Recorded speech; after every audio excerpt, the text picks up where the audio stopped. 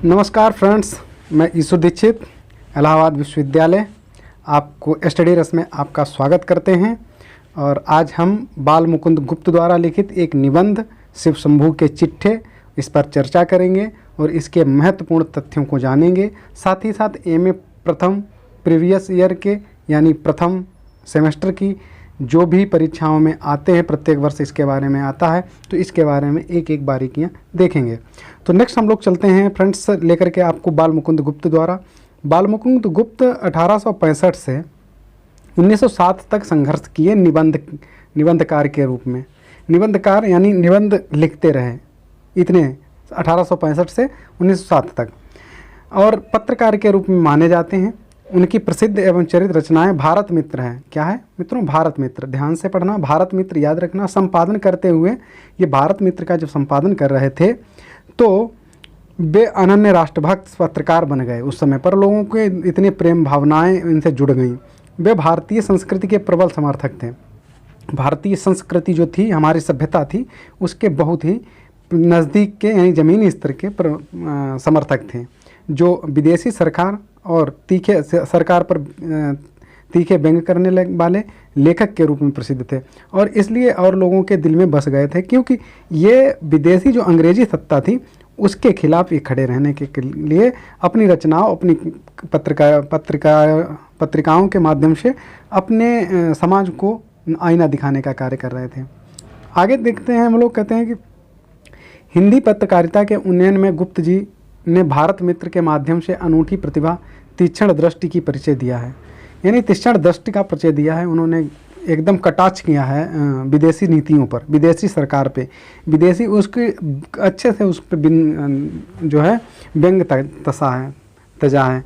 तो उसके उपरांत इन्होंने क्या कहा है कि शिव शंभू के चिट्ठे और खत शीर्षक कॉलम में लिखी उनकी रचनाएं अत्यंत लोकप्रिय हुईं, लोगों के दिलों में बस गईं। और उन्होंने कहा कि सही में लोग जो वाकई में बैठे हैं, जिनको नॉलेज है हर चीज़ का, लेकिन वो आगे नहीं आ पा रहे हैं किसी के खिलाफ, तो इन्होंने अपना कदम एक इस माध्यम से पहुंचाया कि घर घर तक इसकी कहानी पहुंचे।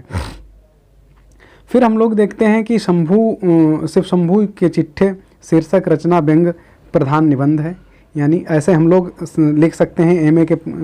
एमए के जो प्रश्न आएगा उसके अंदर ये लिख सकते हैं कि शिव शंभू के चिट्ठे शीर्षक रचना व्यंग प्रधान निबंध है, जिससे अंग्रेजी शासन की निरंकुशता और भारतीयों पर किए गए अत्याचार और अंग्रेज़ों का शोषण नीतियों पर तीखे प्रहार किए गए हैं।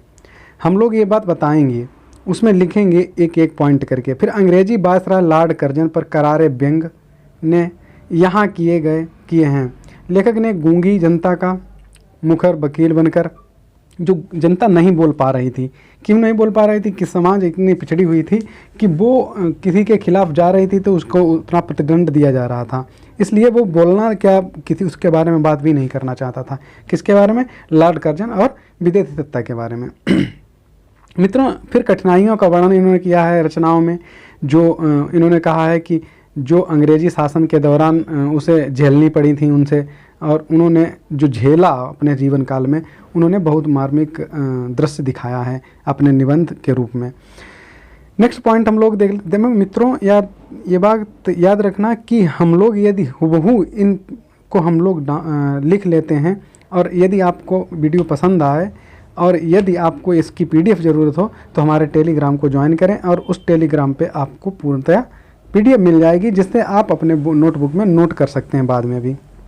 मित्रों, इस रचना में गुप्त जी की ओजस्विता जो थी, काफ़ी निर्भीकता थी, दृढ़ता थी और विनोद प्रियता देखने को मिलती है।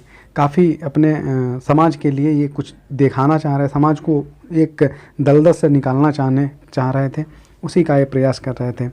इस निबंध में अंग्रेजी गवर्नर लॉर्ड कर्जन को व्यंग का निशाना बनाया गया है। इस निबंध का सार निम्न शीर्षकों में प्रस्तुत किया जा सकता है, जो है बुलबुल का शौक। इसमें बुलबुल का शौक का मतलब, अब यहाँ इसके पुटअप देख लेंगे क्या क्या है। कि अंग्रेजी वायसराय लॉर्ड कर्जन को संबोधित करते हुए लेखक लिखता है, क्या लेखक लिखता है यानी बाल मुकुंद गुप्त जी लिखते हैं कि माय लॉर्ड, बचपन में मुझे भंगड़ी भाग का सेवन करने वाला भंगड़ी का मतलब है भाग का सेवन करने वाला। व्यक्ति को बुलबुल का बड़ा शौक था। मेरे गांव के तमाम लोग बुलबुलबाज थे, बुलबुलें पकड़ते थे। बुलबुल एक पक्षी होता है, छोटा सा, बहुत प्यारा लगता है, जो काफ़ी अच्छा लगता है। पालते थे और लड़ाते थे।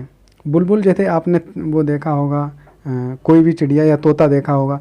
तोता तो मान लो ये हम लोगों को आसानी से मिल जाता है। बुलबुल होती है बहुत प्यारी सुंदर चिड़िया होती है, जिसका इन्होंने वर्णन इसमें किया है। तो इन्होंने कहा है कि शिव शंभू शर्मा इससे वंचित था। नेक्स्ट देखते हैं कि मैं तो केवल एक बुलबुल को हाथ पर बिठाकर ही अपन प्रसन्न होना चाहता था। मैं ब्राह्मण कुमार था, यानी मैं ब्राह्मण कुमार था, ब्राह्मण या इसमें ब्राह्मण लिखा है, तो मैं था। मुझे मुकुल बुलबुल जैसे कैसे मिलती। पिताजी को यह डर था कि यदि बालक को बुलबुल दी तो यह मार देगा। यानी ये ऐसा कुमार था जैसे बहुत शरारती टाइप का लड़का था। ये लेखक कहता है कि लेखक के पिताजी कहते हैं कि यह मार देगा या हत्या होगी, और एक हत्या होगी, और एक हत्या जो है ऐसे किसी की जान नहीं लेना चाहिए। यह बिल्ली की झपट्टा मार कर, मतलब कोई यदि बिल्ली देख लेगी छोटे बच्चे को तो झपट्टा मार कर उसके हाथ से बुलबुल छीन ले जाएगी। और बिल्ली भी इतना छोटा बच्चा है कि इसके हाथ से बुलबुल, बिल्ली भी या कुत्ता भी कोई भी उसको छीन लेगा तो खा लेगा, क्या मतलब निकलेगा, एक हत्या हो जाएगी। तो अब तो भी पाप लभहुत अनुरोध के बाद पिताजी ने अपने किसी मित्र की बुलबुल को किसी दिन ला दी। तो ये बहुत खुश हुआ, यानी बाल मुकुंद गुप्त जी, लेखक कहता है कि मैं बहुत खुश हुआ। तो वह 1 घंटे से अधिक मेरे पास नहीं रहने दी गई, और वह भी पिता की निगरानी में ही रह सकी। वो उसके साथ खेल नहीं पाया, और वो अपने पिता के साथ, उसके पिताजी लाए थे अपने दोस्त की बुलबुल, और उसको पुनः अपने पास रख लिए, और अपने पास धीरे धीरे, जैसे नहीं आजकल के क्या होता है कि टीवी बच्चों को देखने देते हैं, मम्मी पापा बैठा के कुछ लोग दिखाते हैं, और लेकिन बच्चा कहता है कि हमें अकेला कुछ दूसरा कार्टून देखना है। नेक्स्ट हम लोग देखते हैं कि सराय, यानी बायसराय जो था, उसके भटियारे बुलबुल पकड़ा करते थे। उसके भटियारे का मतलब उसके सहायक कुछ थे जिनको उन्होंने लगाया था कि बुलबुल तुम पकड़ के लाओ। वो बहुत प्रेमी था, बुलबुल पकड़ा करते थे। गांव के लड़के उनसे 2-2, 3-3 पैसे में खरीद लेते थे, पर बालक शिव शंभू ऐसा नहीं कर सकता था। मन में अपार इच्छा होते हुए भी पिताजी की आज्ञा के बिना वह बुलबुल कैसे लाता और कहाँ रखता। इसी कारण मन में उधेड़ बुन चलती रहती थी कि क्या करें, हमें कैसे बुलबुल मिले। इतना प्यार बुलबुल छोटी सी चिड़िया, प्यारी सी चिड़िया से करता था। कभी लेखक कहता है कि जंगल में उड़ती बुलबुल को देखकर वह फड़क उठता था। मैं फड़क उठता था। बोली को सुनकर हृदय नाचने लगता। कितनी प्यारी मधुर आवाज़ होती है। कोयल और बुलबुल और तोता जैसी इतने प्यारे पंछी होते हैं जिनको देख करके किसी का भी दिल उसको छूने का मन करेगा। मन में, यानी उसके मन में अनेक तरह की संकल्पनाएं उठी, कल्पनाएं आने लगी कि कल्पना करता था कि वह उन सब बातों से अनुभव भला दूसरों को क्या होगा। सच तो यह है कि वह अनुभव दूसरों को ही नहीं हो सकता। आज वृद्धावस्था में स्वयं शिव शंभू को बाल्यकाल से उस निर्वाचनीय आनंद का अनुभव नहीं हो सकता है। ये चीज़ उन्होंने कही है, बहुत अच्छी लेखक ने कही है।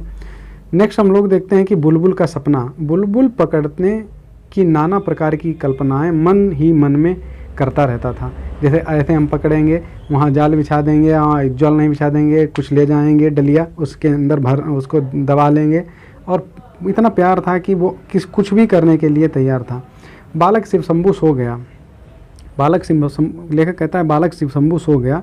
सपने में देखा कि सारा संसार बुलबुल में है, सारा संसार चिड़ियों से चहचहा रहा है। गांव में बुलबुल उड़ रही हैं। घर के सामने जो खेल का मैदान है उसमें सैकड़ों बुलबुल उड़ रही हैं, और चिड़ियों की बाहर से आवाज़ गूंजती हुई उसके कानों में सुनाई पड़ती है। नेक्स्ट देखते हैं कि वे सब बहुत ही नीचे उड़ रही थी। बुलबुल काफ़ी नीचे उड़ रही थी। सपना ऐसा देख रहा है शिव शंभू। और कभी लेखक कहता है कि शिव शंभू सपना देख रहा है कि बुलबुलें बहुत नीचे उड़ रही हैं, जिनको मैं आसानी से पकड़ सकता हूँ, कभी कभी उड़कर उस बालक के हाथ पर भी बैठती हैं। और वो ऐसा सपना देख रहा है कि बुलबुल एक ऐसी चिड़िया जो सुंदर प्यारी सी, जो उसके हाथ पर भी बैठ जाती है और वो आनंद में होकर के इधर उधर दौड़ने लगता है। उसे कुछ साथी भी बुलबुलों को हाथ पर बैठाए इधर उधर दौड़ते फिरते हैं। वो देखता है कि हमारे जो मित्र हैं वो बुलबुल को किस तरह अपने हाथ पर बिठा करके इधर उधर घूम रहे हैं, दौड़ रहे हैं, खेल रहे हैं। उसको सबसे सुंदर मार्मिक दृश्य बहुत ही आश्चर्यजनक लग रहा था। सपने में शिव शंभू आज उसकी मनोकामना पूरी हुई थी। शिव शंभू की आज सपने में मनोकामना पूरी हुई और बुलबुलों की कोई कमी उसे नहीं है। आनंद का सिलसिला वहीं नहीं थमा, अपितु उसने देखा सामने एक सुंदर बाग है, वहीं से बुलबुल उड़कर आती हैं और वह दौड़कर वहाँ पहुँचा। देखा वहाँ सोने के पेड़ थे। देखिए कल्पना की गई है यहाँ पे कि जब शंभू, लेखक कहता है कि शंभू जब एक बगीचे के नज़दीक पहुँचा तो वहाँ देखा कि वहाँ पर सारे सोने के पेड़ थे। कल्पना तो कोई भी कर सकता है, जैसे उड़ता हुआ घोड़ा, या सर ने बताया था हम लोगों को, कल्पना तो कोई कुछ भी कर लेता है। तो उसी प्रकार से शिव शंभू भी कल्पना एक करने लगा। कल्पना मात्र एक उसके अंदर भाव सपने में आ रहा था। वहाँ थे सोने के पेड़ थे और उनके पत्ते और फूल भी सोने के थे। कितना सुंदर वर्णन लेखक ने किया है शिव शंभू के नायक के रूप में। उन पर सोने की बुलबुलें बैठकर गाती हैं। वाह क्या बात है। वो ऐसे कहता है कि बहुत आनंदमयी ये पल है जो मुझे आज सपने में पूरा हो रहा है। उड़ती फिरती हैं, वहीं सुनहरे कलशों पर वाला सोने का एक महल भी है जिस पर बुलबुलें बैठी हैं। और वो भी ये भी कल्पना कर लेता है सपने में कि बुलबुलों एक महल है सोने का, वो भी महल है और उसमें सारी बुलबुलें उड़ती हैं, उस पर बैठती हैं और उसके पास आती हैं। बालक 2-3 साथियों सहित महल पर चढ़ गया और अचानक वह महल बगीचा बालकों सहित उड़ गया। यानी उसको कल्पना एक जैसे उसका सपना टूट जाता है उस टाइम पे, तभी यानी सब कुछ शांत हो जाता है मामला। अब बुलबुलें उस बालक के दिमाग से निकल गईं, यानी सपना टूटा, बालक के दिमाग से बुलबुलें निकल गईं। तो मैं कहाँ उड़ रहा हूँ, उसने कहा। माता पिता से दूर इस विचार के आते ही सुख स्वप्न भंग हुआ और वह कुन मुनाकर उठ बैठा। सपना टूटते ही देखा कि वह अपने घर में है। कल्पना की उड़ान समाप्त हो गई थी। यानी वो इतना अच्छा प्यारा सा सुंदर सा मनोरम दृश्य देख रहा था जो हृदय स्पर्शी था, अपने हृदय में बसाना चाहता था।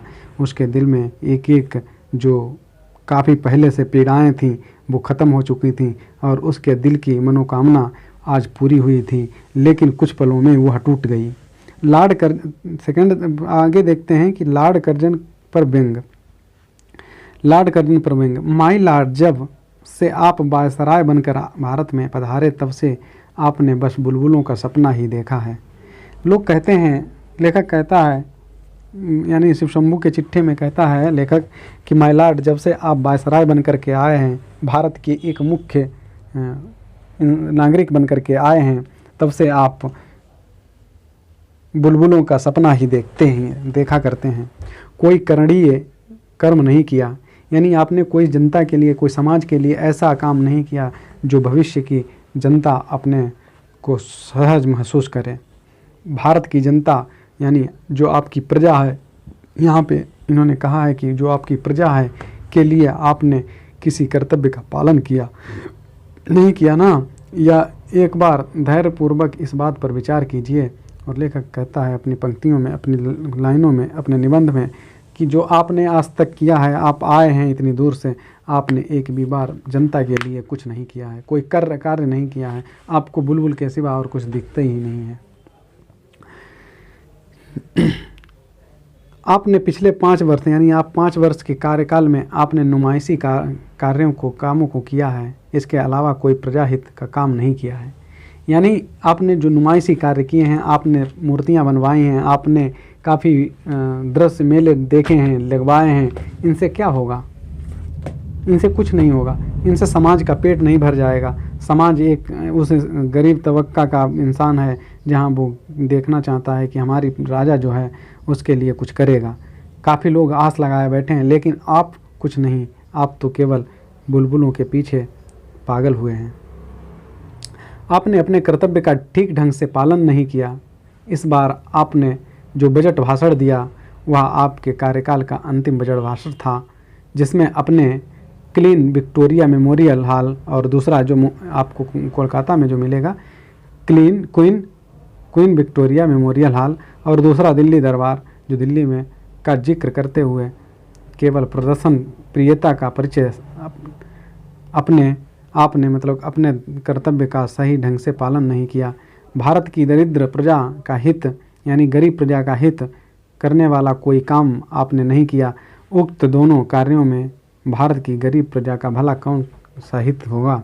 आप बताइए, इस समाज के लिए आप क्या करेंगे? इस समाज के लिए आपके पास क्या है? आपने जो बजट भाषण पेश किया है इसमें भी काफ़ी समस्याएं हैं। आज भी हम लोग देखते हैं कि जो सत्ताधारी हैं वो भी यही कार्य में जुटे हुए हैं, यानी हम लोग उस पर कटाक्ष नहीं कर सकते, लेकिन एक बात तो सही है कि हम अपने हिंदुत्व को बचाने के लिए अपने इस दिल्ली दरबार में किसी का विरोध नहीं कर पाते। आपने जिस दिल्ली दरबार को अब देखते हैं दिल्ली दरबार का उल्लेख, आपने जिस दिल्ली दरबार को अपनी उपलब्धि बताया, भारतवासियों की दृष्टि में वह बुलबुलों के स्वप्न से अधिक न था। जिस हाथी पर आप सोने की झूल और सोने का हौदा लगवाकर सवार हुए, वह आपने कीमती सामान सहित जिसका था उसके पास चला गया। जानते थे आप भी जानते थे कि वह आपका नहीं है, और दर्शक भी जानते थे कि वह आपका नहीं है, यानी पूरी समाज पूरी प्रजा जानती थी कि यह आपका नहीं है, लेकिन आप उसको लेकर के लगवा करके चल दिए। दरबार में जिस सुनहरे यानी बाल मुकुंद गुप्त जी कहते हैं शिव शंभू के चिट्ठे में कहते हैं, शिव शंभू कहता है कि दरबार में जिस सुनहरे सिंहासन पर बैठकर आपने भारत के सब राजा महाराजाओं से सलामी ली, वह सिंहासन भी आपका न था, वो किसी और का था, और वह भी जहाँ से आया था वहीं चला गया था।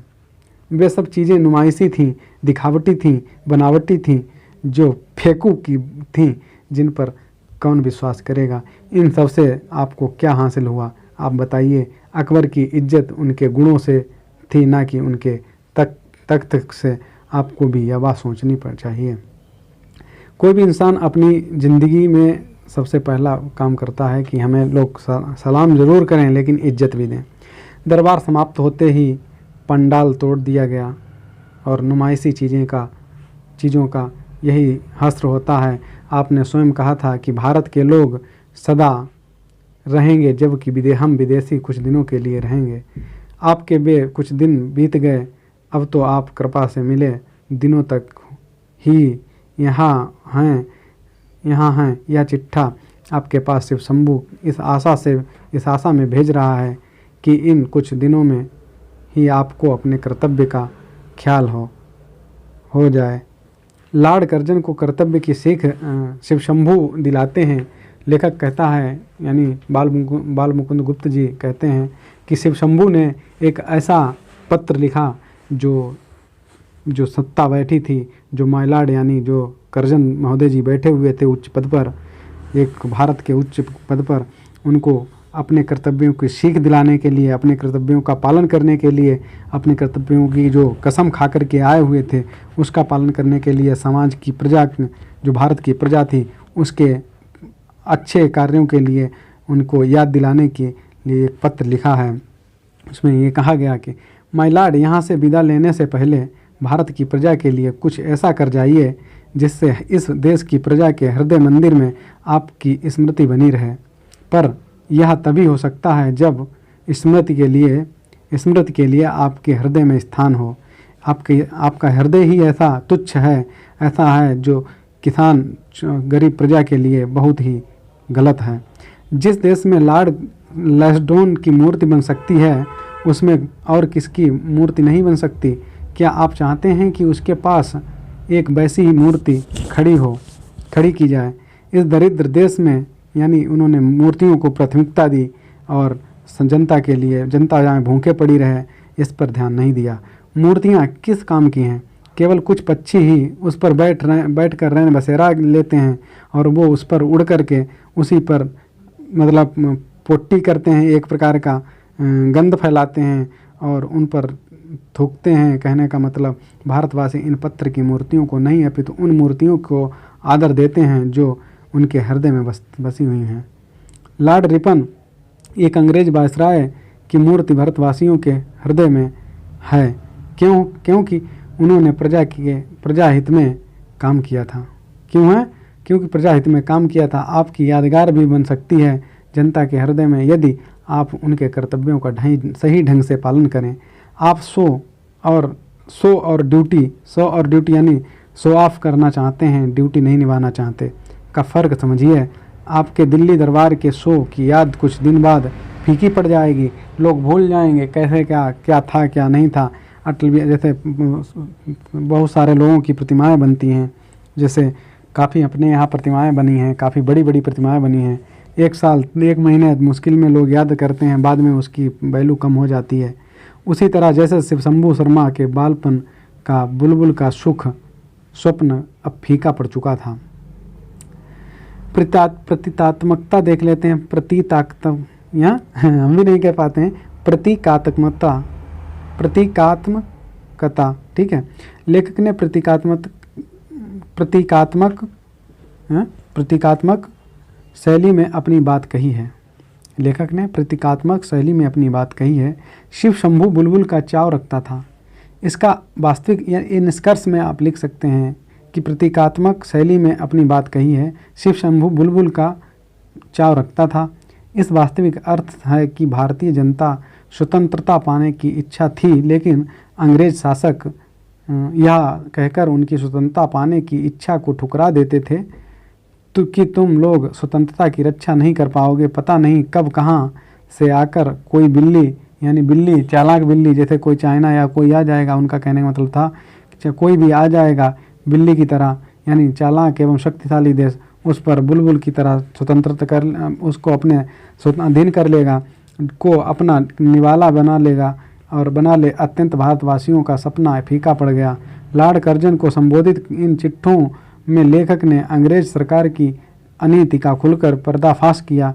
लेखक का मत है कि लॉर्ड कर्जन ने प्रजाहित का कोई ऐसा कार्य नहीं किया जिसकी सुखद स्मृति भारत की जनता के हृदय में चिरकाल तक यानी काफ़ी समय तक बनी रहे, संचित रहे।